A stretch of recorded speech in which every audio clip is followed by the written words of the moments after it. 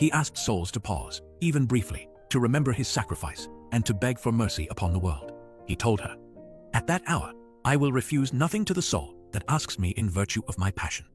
It was a staggering promise, an open invitation for every generation to reach into the heart of God at the moment his love was poured out most fully. In another vision, Faustina saw an angel sent to strike the earth in judgment. Terrified, she began to pray the words of the chaplet of divine mercy that had been revealed to her. To her astonishment, the angel became powerless. Judgment was held back. Through this vision, she understood the incredible weight of prayer. The chaplet was not just a devotion. It was a shield, capable of holding back divine justice and buying time for conversion. This revelation gave her mission a new urgency. She was not just promoting piety, she was arming the faithful for the battles of the last times. Faustina's diary also hints at a coming trial for the church itself. Christ warned her that deception would sweep across the world, offering a false peace at the cost of truth. The church recognizes this same reality in the Catechism, which teaches that before Christ's return, believers will face a supreme trial.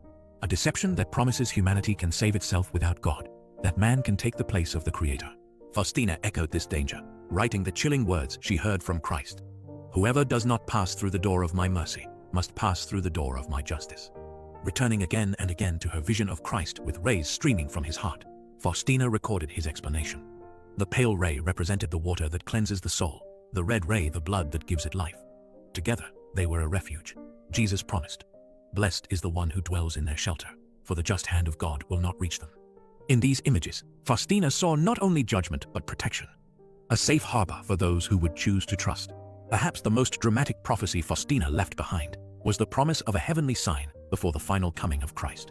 She wrote that before his return as judge, Jesus would come as King of mercy.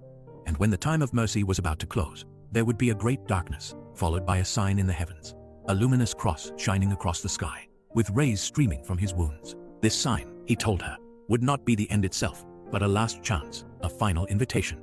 For some, it would be the moment of salvation. For others, it would be the moment of reckoning. What is most striking about Faustina's prophecies is the tenderness with which Christ speaks. These are not the words of a cold judge, but of a father pleading with his children. She recorded him saying, "Let every soul come to the fountain of my mercy while there is still time. Woe to the one who does not recognize this moment when I come to visit." This is the heartbeat of her entire mission. Every vision, every warning, every prophecy is rooted not in fear, but in love. God does not wish to terrify. He wishes to heal. He longs for every soul to return before it is too late. Saint Faustina's prophecies are not vague predictions meant to stir curiosity.